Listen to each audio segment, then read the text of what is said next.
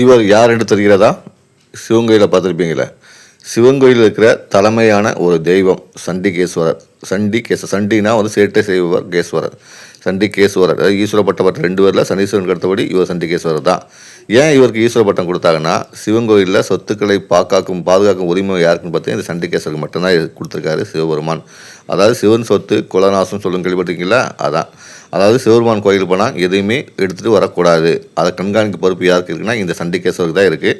அதனால சண்டிகேஸ்வரை போய் சுமந்துட்டு போது எல்லாருமே எல்லாமே நின்றுட்டு கை தட்டிட்டு, நான் எதுவுமே கொண்டு போகலப்பா அப்படின்னு சொல்லி கையை துடைச்சிட்டு போவாங்க. அதாவது கை துடைச்சிக்கிறது தான், கையை வந்து துடைக்கிறது தான் வந்து கைத்தட்டலாம் மாறிடுச்சு காலகாலமாக.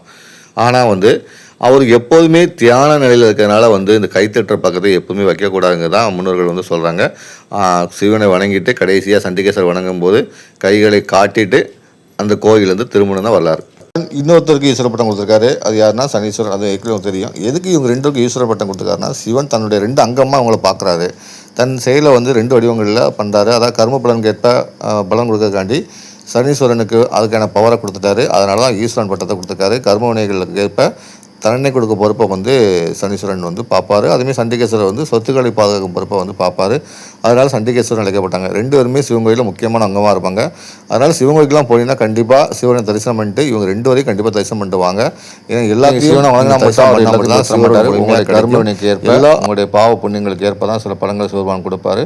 அதே சமயத்தில் உங்களை எப்போதும் அவர் கைவிட மாட்டார்.